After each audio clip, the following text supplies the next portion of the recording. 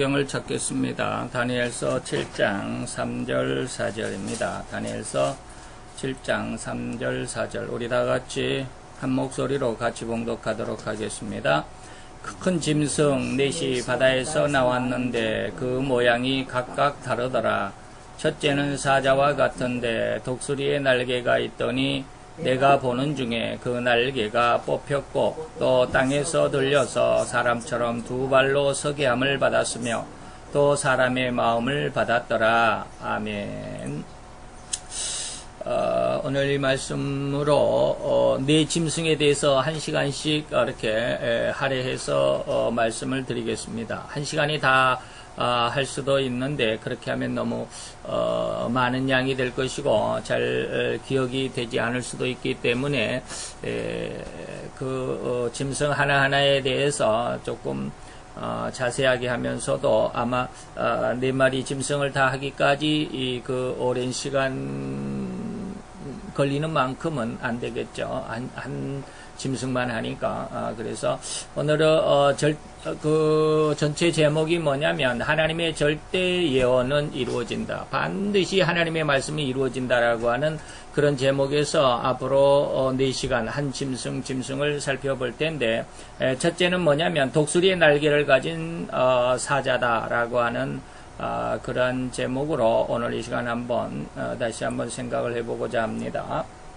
그래서 오늘 하나님의 예언은 절대적으로 성취가 되는데 첫째 짐승 바벨론에 대해서 한번 생각을 해보고자 합니다. 오늘 3절에 보니까 바다에서 큰 짐승이 나왔는데 각각 그 모양이 다르더라라고 그랬죠.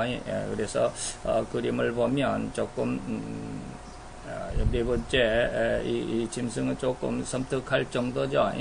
섬뜩할 정도인데 어쨌든지 우리가 이 짐승을 한번 앞으로 계속 생각을 해볼 것입니다. 4절에는 첫째는 사자와 같은데 독수리의 날개가 있다. 내가 보는 사이에 그 날개가 뽑혔고 또 땅에서 들려서 사람처럼 두 발로 서게 함을 입었으며 또 사람의 마음을 받았더라 라고 하는 다니엘서 2장에는 금신상이죠. 금신상 속에서 이 금머리죠. 이 금머리에 해당하는 느부갓네살이 오늘 다니엘서 7장에서는 이렇게 독수리의 날개를 가진 사자의 모습으로 나타났다라고 하는 것을 우리가 볼 수가 있겠습니다. 자, 그러면 우리가 이제 정식적으로 한번 생각을 해보도록 하겠습니다. 오늘 첫째 짐승은 뭐냐면 독수리의 날개죠. 이 독수리의 날개를 달고 있는 사자다라고 하는 겁니다. 이 사자는 누구일까요? 이 사자는 바벨론이죠. 오늘은 이렇게 안 써지나 모르겠네. 지난번에는 좀 이게 훈련을 많이 해야 되는데 잘 써지지를 않네.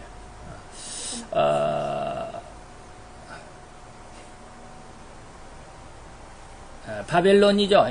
바벨론입니다. 이 나라는 BC 626년입니다. 이 날짜를 한번 좀 잘 한번 기억을 해 보시면 좋겠고요. 536년까지 약 한 90년 동안 나라가 있었습니다. 이 바벨론 나라는 90년 정도밖에 세상에 존속하지 못했습니다. 그래서 90년 만에 다시 망했죠. 나라를 건국하고 100년이 되지 못해서 90년 만에 나라가 망했는데 지금 626년이죠. 나중에 보면 이것이 하나님의 예언에서는 이게 70년으로 나옵니다. 70년으로 나오는데 왜 이렇게 20년이 더 길었느냐라고 하는 것을 잘 한번 생각을 해볼 수 있기를 바랍니다. 그건 나중에 이제 계속 말씀을 드리겠지만, 자, 이 바벨론은 누가 세웠느냐면 나보폴라살이라고 하는 사람이 세웠습니다. 나보폴라살이 제4 바벨론을 세웠습니다. 제4 바벨론. 그래서 이제 제1, 2, 3, 4 바벨론에 대해서는 우리가 다니엘서 2장을 할 때 아주 자세하게 말씀을 드렸는데 오늘은 간략하게 그 말씀을 드리도록 하겠습니다. 그래서 나보폴라살이 제4 바벨론을 세우고 나서 20년이 지난 다음에 나보폴라살의 아들이 누구냐면 느부갓네살 2세입니다. 느부갓네살 2세인데 이가 바로 다니엘서에 나오는 느부갓네살입니다.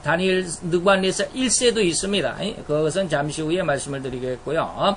느부갓네살 2세가 왕위에 오르면서 바로 이 느부갓네살 2세가 유대를 정복하게 됩니다. 유대를 정복하게 되고 그때가 언제냐면 바로 BC 그때가 606년입니다. 606년이죠. 앞에서 우리가 626년이라고 그랬죠. 나보폴라살이 나라를 제4 바벨론을 세운 때가 626년입니다. 거기에서 20년 후에 606년이죠. 606년에 느부갓네살이 왕 아버지가 사망하고 왕위에 오르면서 아주 강대한 나라를 세워갑니다. 최고 강대한 바벨론의 나라에서 최고 강대한 나라다라고 말할 수는 없겠지만 강대한 나라를 만든 사람이 느부갓네살 왕 2세입니다. 이때 바로 이제 유대를 정복하고 다니엘과 그 세 친구 여러분들이 기억을 하시죠? 누굽니까?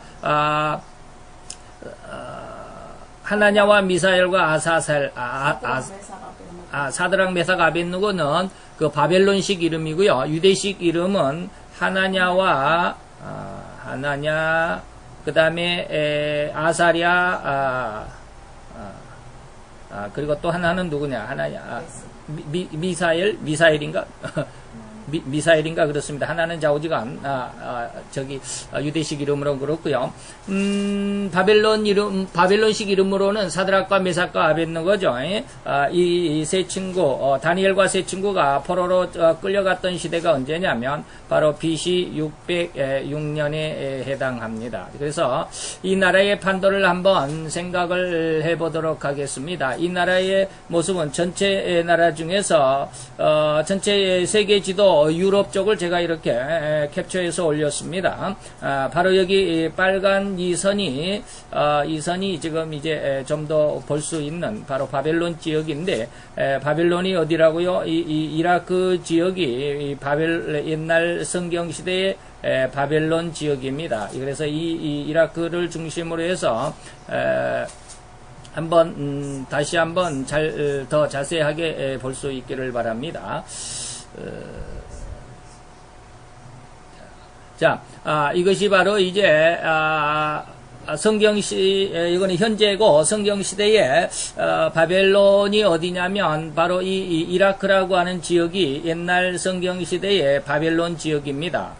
그리고 지금 수도는 바그다드가 이 한가운데 중심에 있는데 옛날 바벨론은 이게 지금 유브라데 강이거든요. 이 유브라데 강 근처에 아마 이때쯤에 바벨론 쉽게 말하면 바벨탑이 여기에 세워져 있는 세운 그러한 지역이 될 것입니다. 그리고 이 모슬이라고 하는 것이 이라크의 제2도시와 같은 곳인데 이게 바로 이제 욥기서에 나오는 니느웨가 바로 이 모슬 이 지역입니다. 그래서 지금도 이 모슬을 인공위성 구글 지도에서 아주 제일 크게 클릭을 클린업 해가지고 뭐라고 그러냐 클랭크인 해가지고 이렇게 보면 거기에 니느웨 당시에 유적이 상당히 넓은 광장에 마련이 되어 있습니다. 자세히 직접 눈으로 보는 것만큼은 안 되지만 위성 카메라로 찍었기 때문에 그 형태는 볼 수가 있습니다. 그래서 바벨론이 지금 이렇게 이라크 국경이 이렇게 돼 있는데 이게 지금 옛날 바벨론 지역이고요. 여기에서 이 바벨론 느부갓네살 2세가 여기서부터 시작을 해서 여기에 거의 이 지역을 이렇게 장악하게 됩니다. 이 지역을 장악하게 되죠. 이게 바로 옛날에 바벨론의 지역이다라고 말할 수 있겠죠. 제가 이제 이렇게 빗금을 치겠는데, 이게 이제 옛날 바벨론이 그 차지했던 그런 국경이죠. 자, 여기에서 이제 우리가 바벨론의 중요성을 우리가 생각을 해봐야 될 텐데,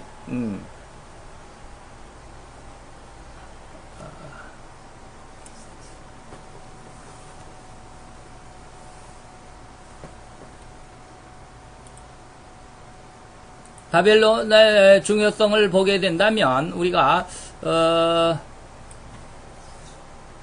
제가 지금 이게 잠깐 파워포인트를 어떻게 움직이지를 못했네요.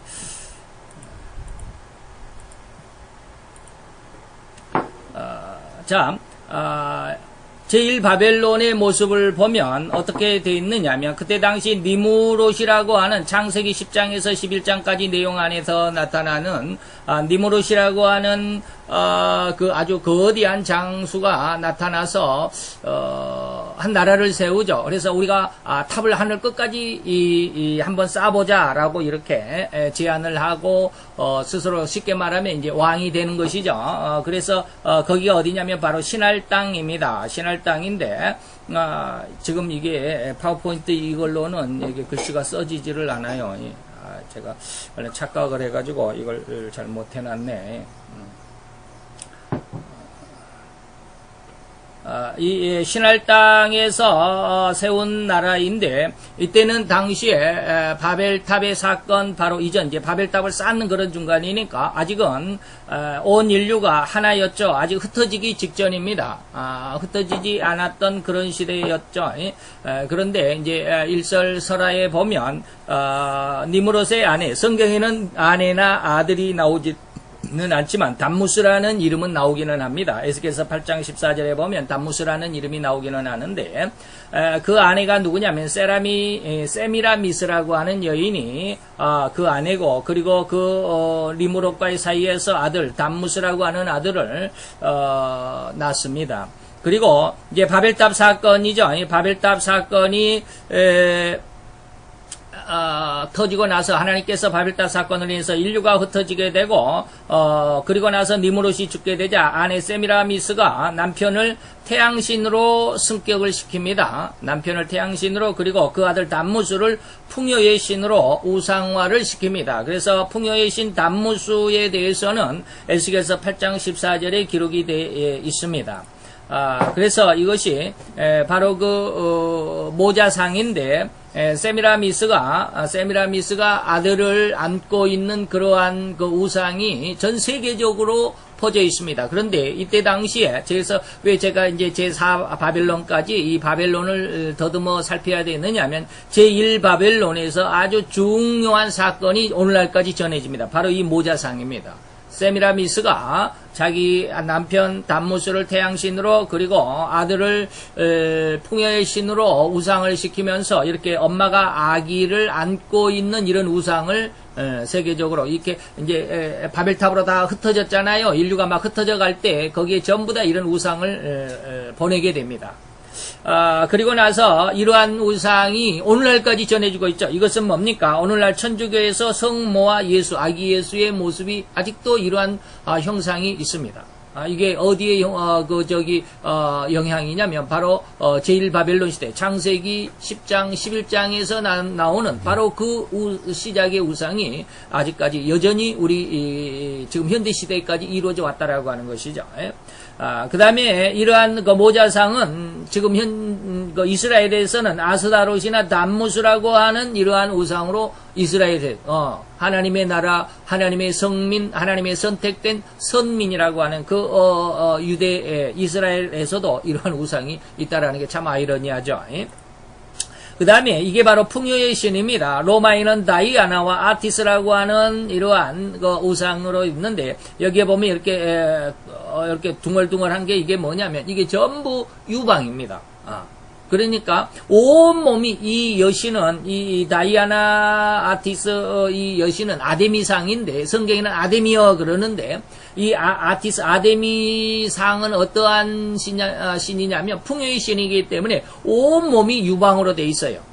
그래가지고, 그냥 온몸에서 그 유방으로 수많은, 뭐라 할까, 생명의 근원인 젖을 줄 수 있다.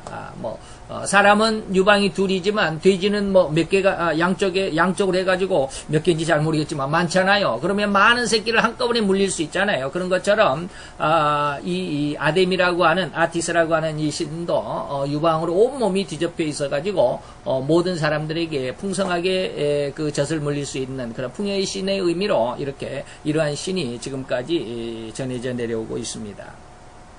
이게 저기가 안 돼가지고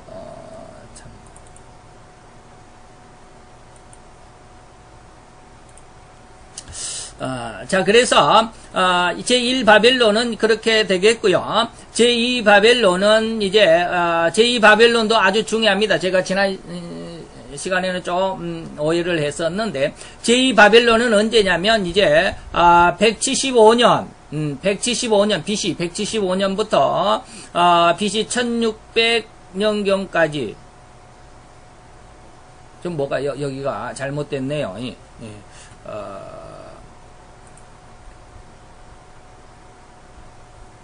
175년이 아닌데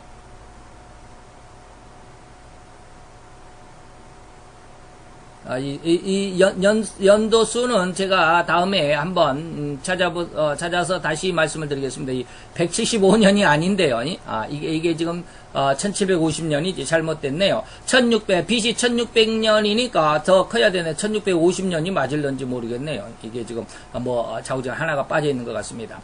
어쨌든지 제1바벨론 이후에 제2바벨론은 이때가 누구냐면 바로 이 함무라비라고 하는 우리가 세계사에서 아주 유명한 중동 지역에 그 큰 대왕이 있습니다. 이분을 함무라비라고 그러죠.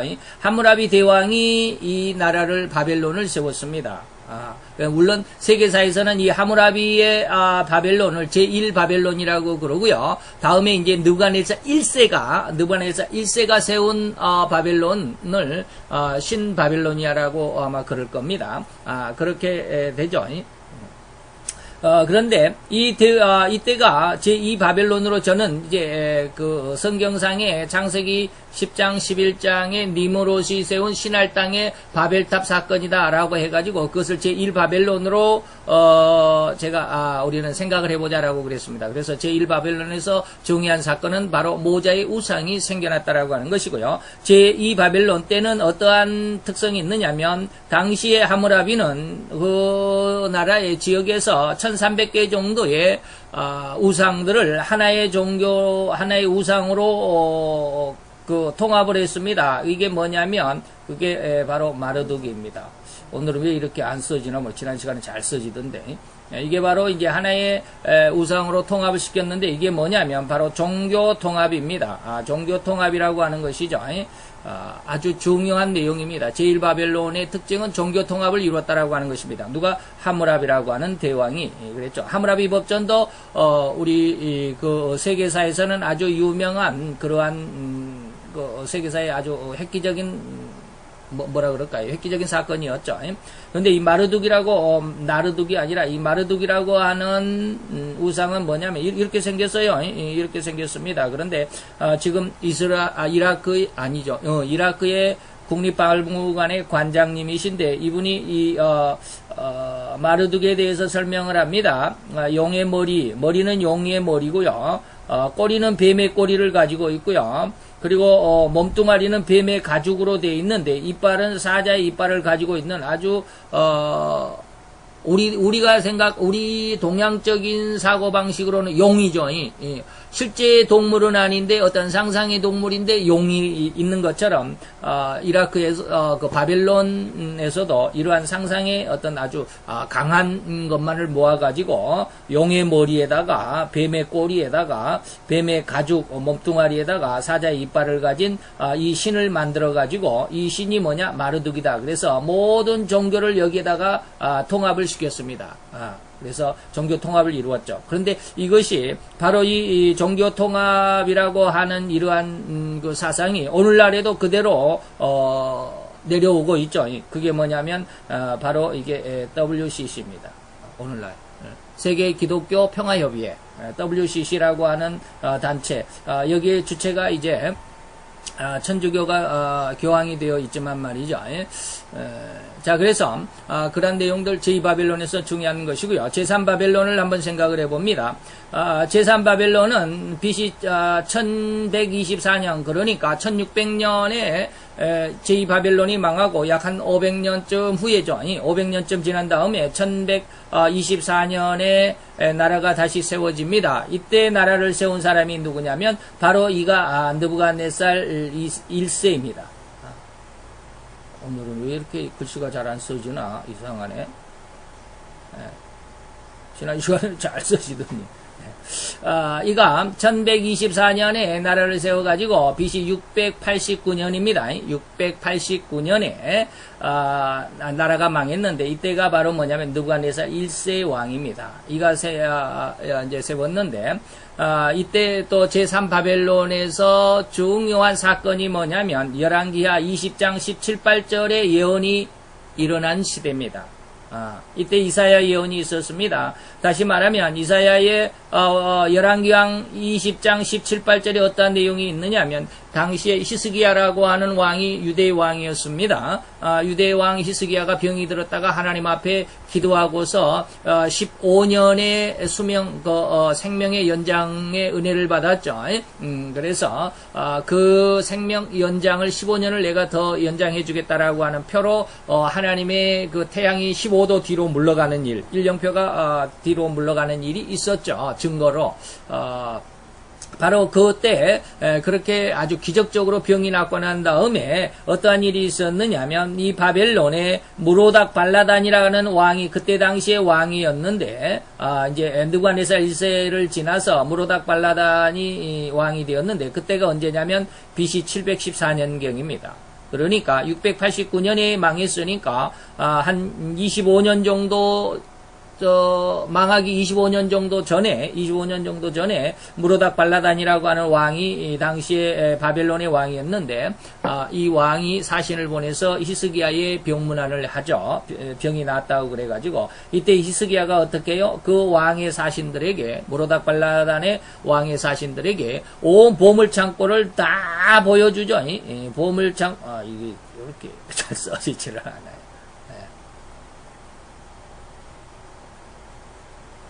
보물창고를 열어가지고 완전히 다 보여주죠.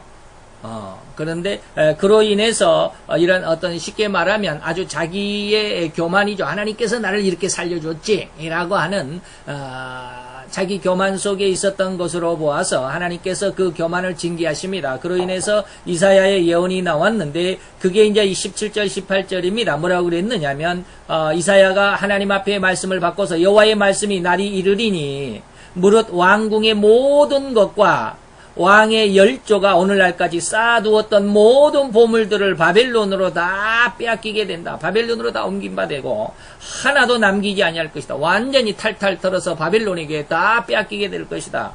또 하나는 왕의 몸에서 난 아들. 그러니까 이게 누구요? 왕자지. 왕이 낳은 아들이니까 누구의? 왕자죠. 왕자들 중에서 몇몇이 사로잡혀 가가지고 어디에? 바벨론에 이 말이에요. 바벨론 왕궁에 무엇이 된다? 황관이 된다. 황관이 된다라는 것은 뭐야? 오늘날 우리나라로 말하면 넷이죠. 옛날 우리나라 조선시대 때 넷이라고 그러죠. 황관이 된다라고 그랬어요. 이렇게 이 18절의 내용 중에서 왕의 몸에서 난 아들, 왕자 중에 한 사람이 누구냐면 이 사람이 바로 다니엘입니다.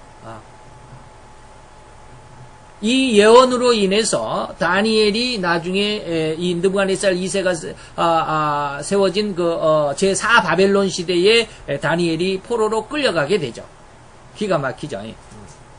자, 그런데 여기에서 보면 우리는 한 가지 더 다시 한번 생각해 볼 것이 있습니다. 그게 뭐냐면 자, 한번 생각을 해 봅니다. 자, 이 제3 바벨론은 말이죠. BC 689년 다시 말하면 이사야의 예언이 있은 지 25년이 지난 다음에 어디에다가 망해버리냐면, 그때 당시 아수르입니다. 아수르의 사내립이 이 당시에는 최고 강성하게 성장하고 있었던 강대국입니다.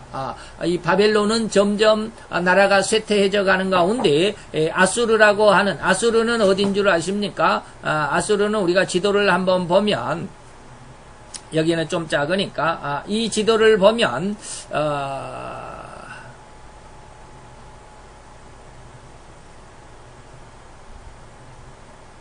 자, 아수르를 보면 지금 성경에 아수르는 어디냐면 바로 이 지역입니다. 이 지역이 어디요? 지금 뭐요? 이 시리아라고 하는 이 땅이죠. 이 시리아라고 하는 이 땅이 옛날에는 아수르였습니다. 이 아수르가 이 터키 지방까지 그때 당시에는 다 통치를 할 정도로 굉장히 큰 나라죠. 이 아수르의 최고의 왕이 누구냐면 사네립입니다. 사네립이 나중에 유대까지 쳐들어와가지고 히스기야 왕 때 어마어마한 엘리사와 선지자가 있을 때 어마어마한 고통을 주게 되죠. 그래서 엘리사가 기도해가지고 사네립의 그 군대 18만 5천 명을 하룻밤 사이에 천사를 보내서 다 전멸케 하는 그래서 사네립의 공격을 막아내는 그런 때가 있었죠. 바로 그 지역이 어디냐면 바로 이 시리아 지역이 당시 성경 시대에는 아수르 지역입니다. 자, 그래서 다음 이제 다시 본론으로 넘어와서 그래서 이때가 바로 그 사네립이죠. 이 사네립이 왕이 아주 강성하게 일어날 때 이 사네립에 의해서 이 제3바벨론이 멸망을 당합니다. 언제? 689년에. 그런데 왕하 20장의 예언이 언제였다고요? BC 714년이라고 그랬죠. BC 714년에 나옵니다. 그러니까 689년에 망했으니까 714년이면 나라가 망하기 25년 전이다라고. 25년 전에 이사야의 예언이 나왔고 25년이 지난 다음에 이 제3바벨론이 망하고 말았어요. 아수리에 망하고 말았습니다. 자, 희한하죠? 당시에 아마 헷갈릴 수 있습니다. 가만히 생각을 해보면 사람들의 생각은 헷갈릴 수 있습니다. 뭐냐면 이사야의 예언이 언제 나왔느냐면 714년에 당시에 바벨론도 아직 무시를 못할 정도로 아직은 뭐 쇠퇴하고 있었지만 강성한 나라여서 그때 당시에는 이때 714년 정도에는 그래서 하나님의 예언이 히스기야에게 네가 저 바벨론에게 멸망을 당할 거야. 나 하나도 남김없이 다 빼앗기고 너의 아들은 다시만 너의 왕자들은 바벨론의 황관이 되어서 끌려갈 거야 라고 그랬잖아요. 근데 그 바벨론이 망해버렸어요. 그리고 제3바벨론이 멸망을 받은 뒤에 2년이 지난 뒤에 누가 죽느냐면 히스기야 왕이 바로 이사야의 예언을 받았던 히스기야 왕이 2년 후에 죽습니다. 그러니까 히스기야의 그 교만한 모습에서 하나님께서 네가 너의 나라의 모든 재물을 다 빼앗기게 될 것이고 빼앗아간 그 나라가 바벨론이 될 텐데 그 바벨론에 의해서 너 나라가 망할 거야 라고 했는데 그 망할 거야 너 나라를 정복할 거야 했던 그 나라가 히스기야 왕이 눈을 뜨고 있는 다시 말하면 살았을 때 바벨론이 망하고 말았습니다. 참 희한한 일이죠. 그럼 하나님의 예언이 틀렸을까? 그리고 이 제3바벨론이 망한 후에 9년 후에 그러니까 히스기야가 죽은 후에 7년이 더 지나서 누가 죽었냐면 이사야 선지자가 바로 그때 죽었습니다. 이때가 언제냐면 BC 680년입니다. 나라가 망한 지 689년에 망했고 이 나라가 망한 지 바벨론이 망한 지 9년 뒤에 이사야도 죽었습니다. 자기가 예언을 하기를 바벨론에게 유다가 망할 거야 그랬는데 바벨론이 유다를 멸망을 시켜야 되는데 오히려 바벨론이 멸망을 당하고 말았어요.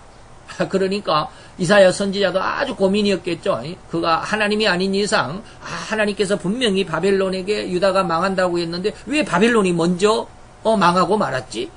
그러면 내가 왕하 20장 17, 8절의 예언은 틀린 건가라고 굉장히 고민했을 수도 있습니다. 이사야의 마음을 제가 알 수는 없지만 아마 그랬을 수도 있겠죠. 이 굉장한 아이러니한 그런 상황입니다. 그래서 우리가 잘 한번 생각해 볼 수 있어야 합니다.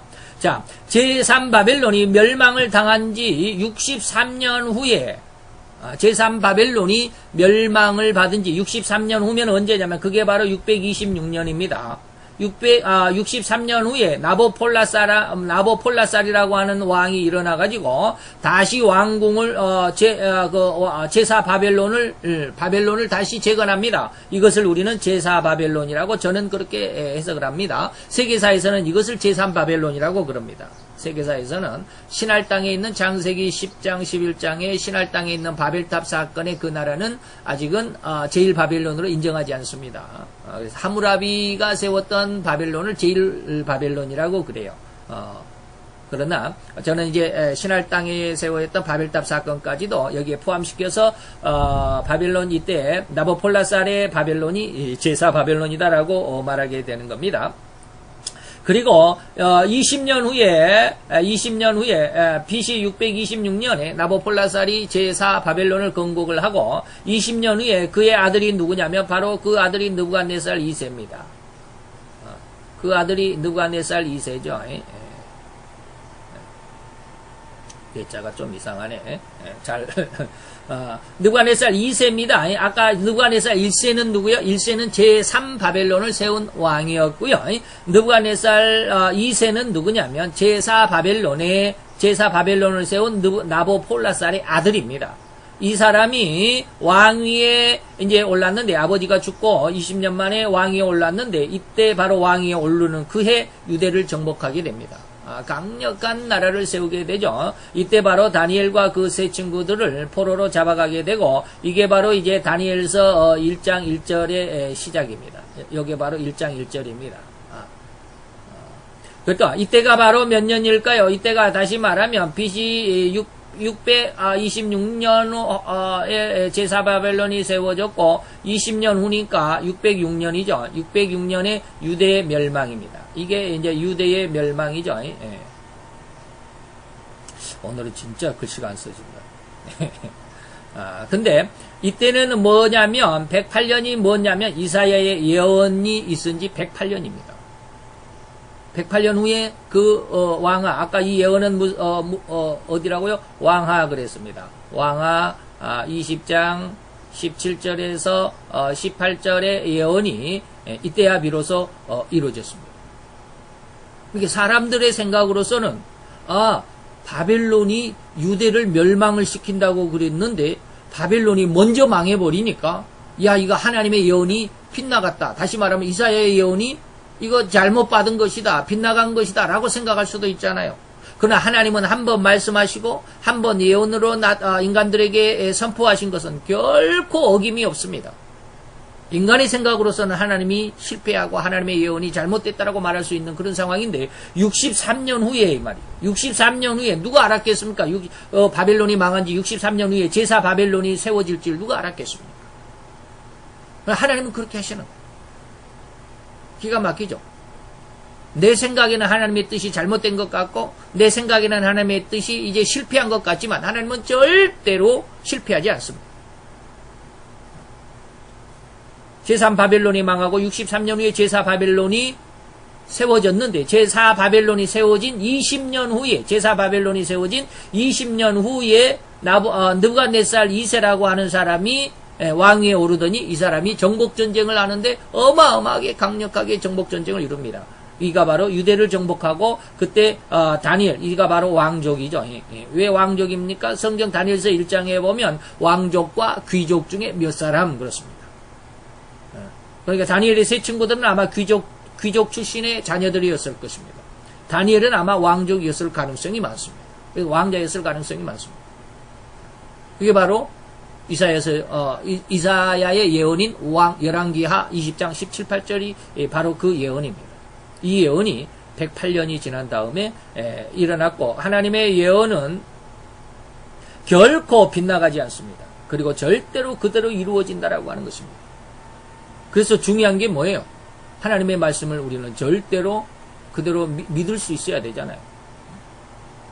하나님의 말씀을 믿을 수 있어야 돼요. 제4바벨론의 BC 686년에 나보폴라살 왕이 바로 제4바벨론을 세웠고 20년 후면은 606년인데 이 606년에 그 아들 나보폴라살의 아들 느부갓네살 2세라고 그랬죠. 느부갓네살 2세가 왕위에 오르면서 이제 정복을 시작하면서 유대를 정복하게 됐습니다. 이 느부갓네살 2세를 하나님은 뭐라고 그랬어요? 이 벌써 느부갓네살이 세상에 나타나기도 전에 예레미야 25장 9절에 보면 뭐라고 그랬냐면 나의 종 바벨론 왕 느부갓네살이라고 예레미야 25장 9절에 이미 이야기하고 있습니다. 한 100여 년, 25년, 예레미야 25장이면 얼마나 됐을런지 모르겠어요. 한 5, 60년 전일까요? 이 예언이 나의 종 느부갓네살 그랬을 때. 그러면 느부갓네살 2세라고 하는 사람이 아직은 뭐 할까요? 아직은 세상에 태어나지도 않았을 수도 있습니다.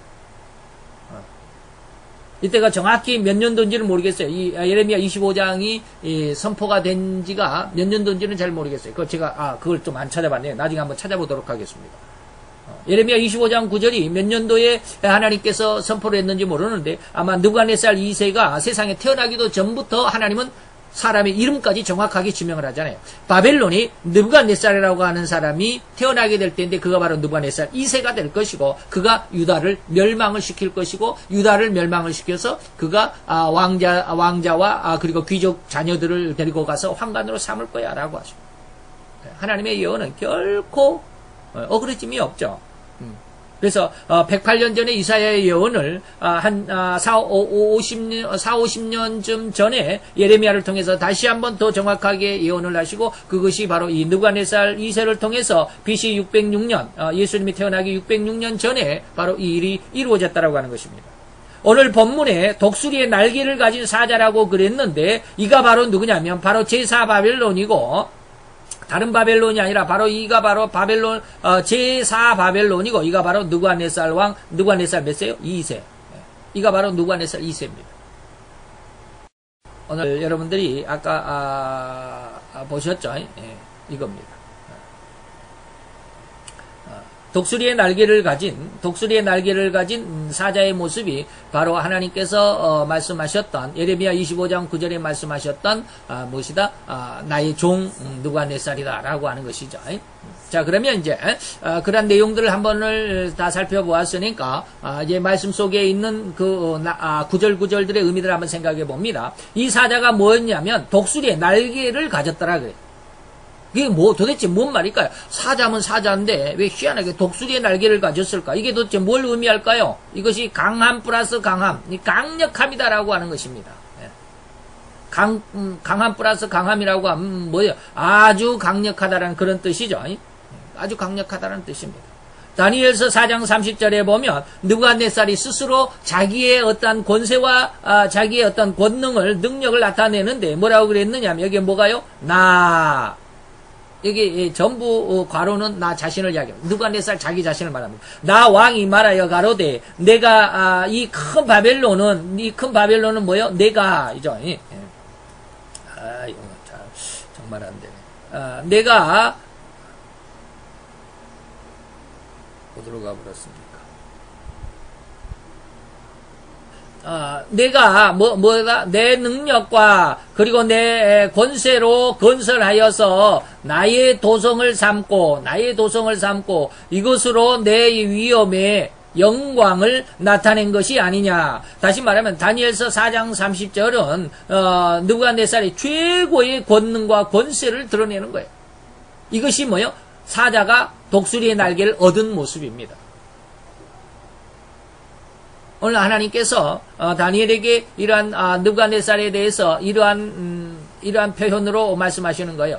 그리고 또 거기에는 뭐라고 그랬느냐면 내가 보는 사이에 그 날개가 뽑혀버렸더라라고 말하죠. 내가 볼 때 언제? 내가 볼 때 이 말이죠. 내가 볼 때라는 의미는 뭘까요? 내가 지금 보고 있을 때 이 말입니다. 다시 말하면 이 말이 무슨 뜻일까요? 다니엘이 살아생전에 이 말이에요. 다니엘이 살아서 지금 생존 때에 다니엘이 살아서 이것을 본다라는 거예요. 근데 이 이상을 본 때가 언제인 줄 아십니까? BC 550년입니다. BC 550년이에요. 그러면 우리가 역사를 이미 지났으니까 알지만 이 550년이라고 하는 시간은 언제냐면 바로 14년 후에, 다시 말하면 이때가 14년 후가 언제냐면 BC 536년이 됩니다. 536년에 이 제4바벨론에, 다시 말하면 날개가 뽑혔다라고 하는 것은 무슨 뜻이냐면 망한다라는 뜻입니다. 멸망입니다. 멸망.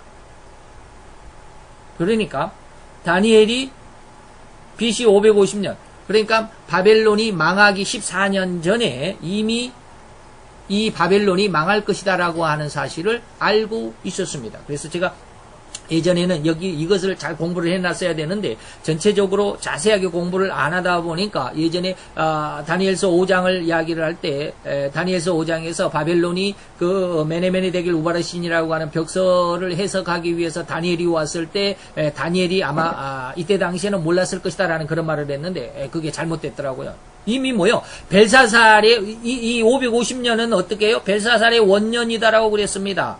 벨사살 원년에 내가 이 1절에 그랬죠. 오늘 7장 1절에 보니까 벨사살 원년, 이 해가 언제요? BC 550년입니다.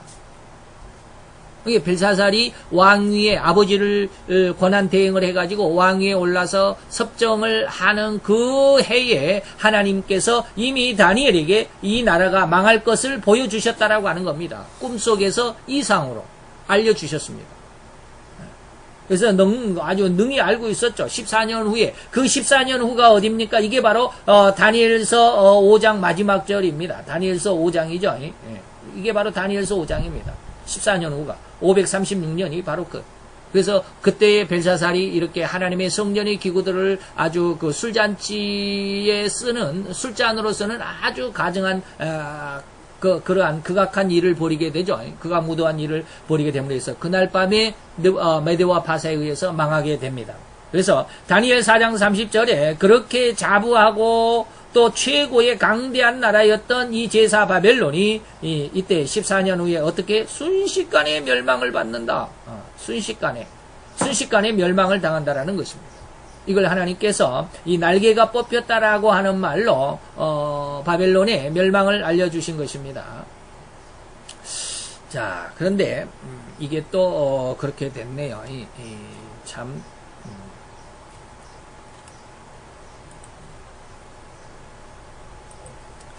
자, 우리가 보면 이게 어떻게 된 거야?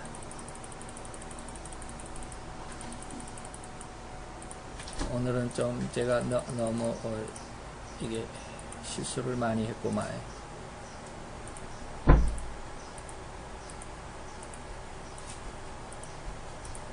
이게 제가 이 펜을 사용하는 것이 조금 어눌하다 보니까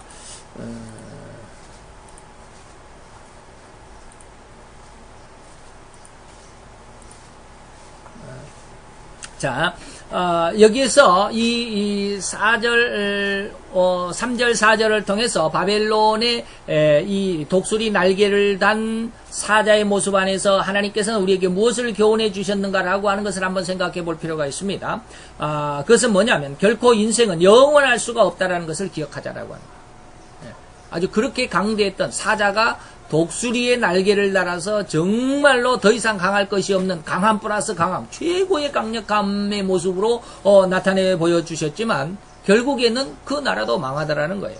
그래서 세상에는 영원한 것이 없어요. 그리고 세상에는 또 영원한 슬픔도 없어요. 내가 지금 현재 힘들고 연약하고 고통과 괴로움 속에 있다고 그래서 그 고통과 괴로움이 영원히 내 인생을 전체를 다 장악하고 있는 건 아니에요. 어느 순간에 이것은 회복이 될 수밖에 없다. 또 이 강한 것을 교만으로 이 강한 것을 가지고 있다면 그 교만에 의해서 그 강한 것은 결코 영원할 수가 없이 곧 멸망을 받는다라고 하는 거예요. 그래서 여기서 우리는 교만을 버리자라고 하는 것입니다. 교만을 버리자. 그래서 이것은 세상의 모든 것은 하나님을 떠난 세상의 것은 무엇이다? 일장춘몽이다. 일장춘몽은 일장 한마당이다라는 것이죠. 한마당입니다. 왜? 봄의 꿈이다. 봄기운이 나른해지는 그 뜨뜻한 봄기운에 잠깐 낮잠을 잤는데 꿈을 꿨다. 어마어마하게 큰 꿈을 꿨죠. 그것도 잠을 깨고 나니까 아무것도 없더라. 이게 바로 일장춘몽입니다. 그래서 우리는 뭡니까? 마태복음 6장 19절에 보면 너희를 위하여 보물을 땅에 쌓아두지 말라. 거기는 좀과 동록이 해하며 도적이 구멍을 뚫고 도적질하느니라. 이게 무슨 뜻일까요? 세상에 네 인생의 기준을, 네 인생의 목표를, 네 인생의 목적을 두지 말라. 세상에 너를 위하여 세상의 보물을 땅에 쌓아두지 말아라. 그건 한낱 헛것이고 허무할 수밖에 없으니까 그것은 뭐냐면 좀이 쓸고 녹이 쓸고 도적이 들어와서 다 빼앗아가기 때문에 남은 것이 없을 것이다 라고 하는 것이죠. 너무 허무한 것이죠. 또 하나 히브리서 9장 27절에 보면 한 번 죽는 것은 사람에게 정하신 것이기 때문에 또 그 죽음 이후에는 심판이 있을 것이기 때문에 절대로 이 세상에서 함부로 살지 말아라. 헛된 것을 위해서 살지 말아라. 진정한 진리를 위해서, 하나님의 영광을 위해서 반드시 이 내가 육신의 삶을 사는 동안 하나님의 영광을 위해서 살았느냐 아니면 내 육신을 위해서 살았느냐 하는 그것이 반드시 뭐한다? 심판을 한다. 또 하나 전도서 12장 13, 14절에 보면 이제 쭉 인생에 대해서 인생이 허무한 것을 쭉 나열하고 난 다음에 일의 결국을 다 들었지 않느냐. 그러니까 이제는 하나님을 경외하고 그 명령을 지키라. 세상의 모든 것들이 헛되다라고 하는 건 내가 다 일러줬잖아. 그리고 하나님 것이 영원하다라는 것을 알려줬잖아. 이 모든 것을 다 들었느냐? 그러면 이제 너는 마음을 새롭게 하여 하나님을 경외해야 되고 하나님의 명령을 지킬지어다. 이것이 사람의 무엇이다? 본분이다. 하나님은 모든 행위와 모든 은밀한 일을 선악간에, 악한 사람은 악하게 그리고 선한 사람은 선하게 그 상벌을 각각 나누어 주신다. 심판하신다. 계시록 6장 14절에는 뭐야? 하늘이 뭐처럼 종이축이. 여러분 종이 한 장을 놓고 불을 한번 지펴보세요. 그러면 종이가 어떻게 후루룩 말리면서 그냥 다 타져버리잖아요. 그것처럼 이 말이에요. 종이축이 말리는 것 같이 불에 타져서 떠나가게 될, 이 세상은 떠나가게 될 거야.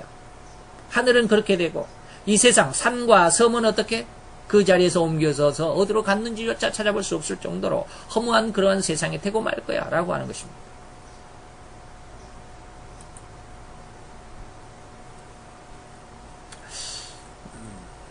자, 이렇게 해서 우리는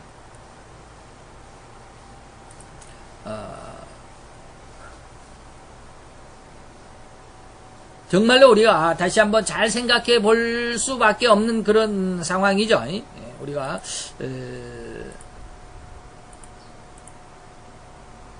자, 땅에 들려서 사람처럼 일어섰다라고 하는 표현이 있습니다.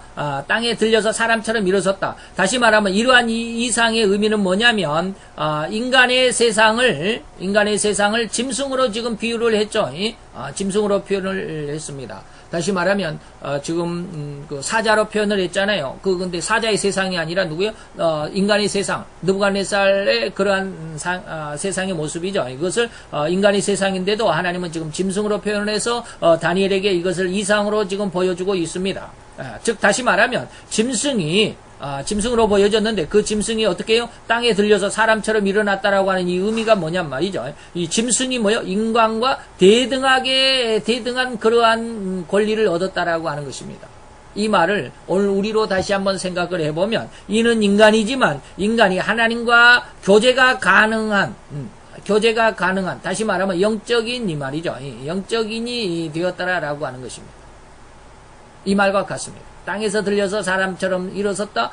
짐승은 그럴 수가 없잖아요. 그런데 그렇게 됐다. 사람같이 됐다라고 하는 거예요. 사람과 같이 대등하게 됐다. 다시 말하면 이 말을 우리 인간이지만 인간이 하나님과 교제할 수 없는 인간이었지만 하나님과 교제가 가능하게 되고 하나님과의 그런 대등한 관계, 그렇다고 해서 우리가 하나님이 되는 건 아니지만 대등한 관계를 가질 수가 있는 그런 시대가 됐다라고 하는 것입니다.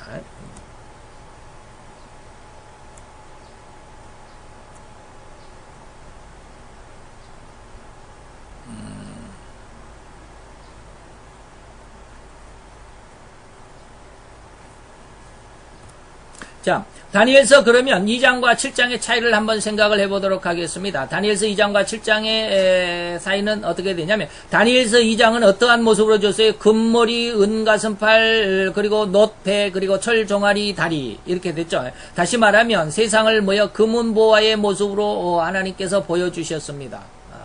금은보화로 된 의미로 다니엘서 2장에는 나타났죠. 그런데 다니엘서 7장에 보면 어떠한 모습으로 보이느냐면 온통 이 나라가 짐승으로만 보여졌습니다. 다니엘서 2장과 7장은 똑같은 내용입니다. 예, 똑같은 내용이에요. 바벨론, 그 다음에 메데파사, 그 다음에 헬라, 그 다음에 로마. 이 똑같은 모습인데, 금은 뭐요? 이게 바로 이제 바벨론이죠. 예, 바벨론입니다. 이 은은 뭐요? 이게 바로 메데파사죠. 예, 메데파사입니다. 오늘은 정말 그 시간 써지네. 예. 그 다음에 동은 어디입니까? 이게 바로 헬라죠. 예. 그리고 철은 어디에? 철이 바로 로마입니다. 그런데 네 마리 짐승도 역시 똑같이 나타납니다. 네 마리 짐승도 똑같이 나타나는데 그 네 마리 짐승이 어떻게 돼요? 이 모습이죠. 이 모습입니다. 이 모습인데 독수리의 날개를 단 이 사자는 누구예요? 이게 바로 바벨론이죠. 그 다음에 갈빗대 세 개를 물고 있는 이 곰은 어디요? 이게 바로 메데파사입니다. 그리고 표범인데 머리가 4개고 또 새의 날개, 독수리의 날개는 아니고 새의 날개 4개를 가진 이 나라가 어디냐면 바로 이 나라가 헬라입니다. 알렉산더 대왕이 있는 헬라죠. 그리고 철 이빨을 가지고 있는 아주 무시무시하게 생긴 이건 상상의 동물인데 이 도대체 이런 동물이 없는데 이 지구상에는 이런 동물이 없습니다. 그런데 철 이빨을 가진 동물인데 머리에 10개의 뿔을 가진 이 동물이 바로 누구냐면 바로 로마입니다. 그러니까 똑같은 다니엘서 2장과 다니엘서 7장은 똑같은 내용입니다. 똑같은 내용이면서 하나는 금은 동철로 나타내 보여주었고 하나는 짐승으로 이렇게 보여줬습니다. 그래서 다니엘서 2장은 누구요? 불신자죠. 불신자였던 느부갓네살. 불신자였지만 하나님께서 이를 어떻게 했어요? 하나님께서 이를 사람처럼 두 발로 서게 했다라고 하는 것입니다. 그게 바로 이제 느부갓네살 2세인데 불신자 중에서도 하나님 앞에 아주 엄청난 은혜를 받은 사람이긴 합니다만 나중에 뭐 죽을 때까지 하나님을 영접해서 믿음으로 돌아와서 굉장히 다행스러운 일이지만 느부갓네살 2세고요. 다니엘서 7장에서는 누구에게 보여줬냐면 신자였죠. 하나님을 믿는 성도였던 누구에게? 다니엘에게 보여주었습니다. 그러니까 즉 다시 말하면 불신자들은 이 세상을 입니다. 이 세상을 얻을 만한 세상이라고 그리고 살 만한 세상으로 바라봅니다. 그렇기 때문에 금은동철로 아주 살만한 그리고 너무 좋은 것으로만 세상이 바라볼 수밖에 없는 그래서 그 의미 그러한 심령 상태대로 금은동철로 세상을 보여주었습니다. 세상이 이렇게 금으로 은으로 동으로 철로 나뉘어진다. 다시 말하면 바벨론에 이어서 메데파사 그 다음에 헬라 그 다음에 로마로 이렇게 이어져 간다. 그러나 신자였던 다니엘에게는 짐승으로 보여줬는데 그 짐승은 뭐요? 바로 그 짐승은 어떠한 의미냐면 세상은 짐승일 수밖에 없다라고 하는 것입니다. 그러나 다니엘에게는 어떻게 됐을까요? 다니엘에게는 뭐였다? 성도인 다니엘에게는 세상은 이 말이죠. 세상은 그냥 뭐요? 헛된 것이다. 짐승과도 같아요. 인간일 수가 없다. 그러니까 세상의 모든 명예와 부귀와 영광 이 모든 것들은 뭐 다 헛된 것이다. 아무것도 아니다. 한번 잡았다가 흩어져 버리고 또 쏟아져 버릴 그런 모래를 손에 쥔 것처럼 잡은 것 같지만 다 흩어져 버리는 결국에는 아무것도 아니에요. 쉽게 말하면 죽으면 다 놓고 가야 할 이 말입니다. 이것이 바로 이제 헛된 것이다라고 이렇게 생각할 수 있는 헛된 것이다라고 하는 것입니다. 그런 의미에 있어서 다니엘서 2장과 다니엘서 7장의 차이가 바로 이러한 것임을 우리는 잘 한번 생각을 해보면서 우리는 과연 세상을 어떻게 보고 있느냐 정말로 우리의 심령을 다시 한번 하나님의 말씀에서 훈련하고 하나님의 말씀 속에 우리가 집어넣음으로 인해서 내 마음이 세상을 향하여서 다 깊이 빨려 들어가지 않게 더 아주 폭넓게 내가 유혹되지 않도록 내 마음을 항상 그 경각심을 갖게 하고 긴장을 갖게 하고 그래서 세상의 짐승으로 하나님께서 우리에게 의미해 주는 것처럼 결코 세상에 내 어떤 그 인생의 목표와 목적을 삼지 않고 오로지 하나님에게만 있다라고 하는 것을 갖게 하는 이것은 그대로 이루어집니다. 나중에 이제 우리가 네 마리의 짐승을 다 배우게 되겠는데 이것이 BC 550년이라 그랬죠. 그러니까 예수님이 태어나기 550년 전에 이 말씀을 주었고 네 마리 중에서 로마가 망한 때가 언제냐면 410년이거든요. 이 로마가 망한 때가 언제냐면 로마가 망한 때가 AD입니다. 이때는 이제 BC가 아니고 AD 410년에 로마가 망했거든요. 그러면 이때 지금 이 꿈을 꾼 적이 언제냐고요? BC 550년이라고 그랬잖아요. 550년에 언제까지? 410년 더하기 하면 얼마일까요? 960년이죠. 그 1000년 동안 후에 있을지. 지금부터 1000년이 이렇게 흘러갈 거야 라고 하는 하나님의 말씀입니다. 그대로 이루어졌잖아요. BC 550년에 하나님께서 예언했던 말씀이 이제 여기에 BC 500 이때는 536년이죠. 536년입니다. 그리고 헬라가 세워진 때는 BC 333년입니다. 그리고 로마가 이제 세워진 때가 이제 이때가 AD죠. 아니 BC AD 14년인가 AD 40년인가? 헷갈리네. 그래서 아마 AD 40년인가 그럴 건데 AD 40년인가요? 헷갈리는 다음에 알려드리도록 하겠습니다. 그래서 410년에 로마가 망하기까지 그러니까 다니엘이 지금 이상을 보면서 앞으로 960년 동안에 세상은 이렇게 될 거야. 그런데 이것이 단 한치의 오차도 없이 그대로 이루어져 왔습니다. 물론 여기서 410년이 아니라 이제 우리가 9장까지 가보면 이 410년부터 언제까지냐면 예수님의 재림까지입니다. 예수님의 재림까지를 우리는 뭐냐면 마지막 한 일에 이렇게 이야기를 하고 있거든요. 마지막 한 일주일이죠. 한 일의 약속. 여기까지 본다면 910년이 아니라 예수님의 재림까지이죠. 영원한 세상까지에 하나님께서 예언을 하신 것입니다. 그런데 지금 예수님의 재림 직전 여기까지 410년을 지나서 지금 2016년인데 앞으로 더 예수님의 재림까지 얼마가 남았는지는 모르지만 이 모든 시간까지 하나님께서 예언을 바로 이때 이 550년 이때에 예언을 주신 것이고 지금 성경의 기록에 보면 이 410년까지가 그대로 이루어졌고 또 예수님의 재림 이전까지 오늘 현재까지도 그대로 이루어져 왔다라고 하는 것을 보면 앞으로도 하나님의 이 말씀은 예수님의 재림 이전에 있었던 이게 뭐냐면 이 예수님 재림과 2010년 이 사이에 뭐가 있느냐면 이게 바로 7년 대환란이 있습니다. 언제가 올지 모르지만 우리는 이 7년 대환란까지 그대로 이루어진다라고 하는 것을 좀 믿을 수 있어야 되지 않겠네요. 지금까지도 하나님의 뜻 안에서 한치의 오차도 없이 이루어졌는데 말이죠. 그래서 성경을 좀 믿어야 할 필요가 있습니다. 그런 은혜 가운데서 오늘 우리가 하나님의 은혜 가운데 잘 이 성경을 중심으로 잘 생각해 보실 수 있게 되기를 바랍니다. 감사합니다. 우리 기도합시다. 할렐루야. 주님 여호와여, 주께 감사와 찬양과 영광을 돌려드리나이다. 주의 은혜와 은총 가운데서 가장 아름답고 귀한 인생을 살아가며 진정 아버지 하나님 앞에 오늘 이 시간도 드렸사오니 하나님 역사하시고 은혜를 도와소서.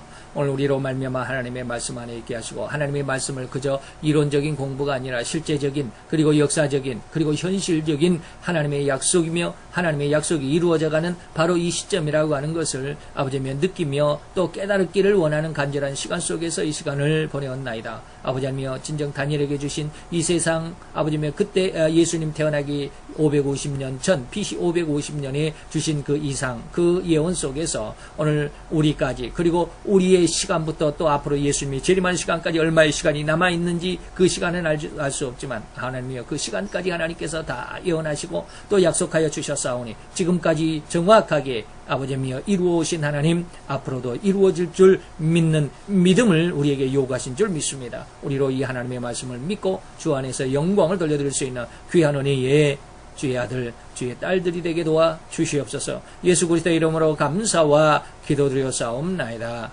아멘.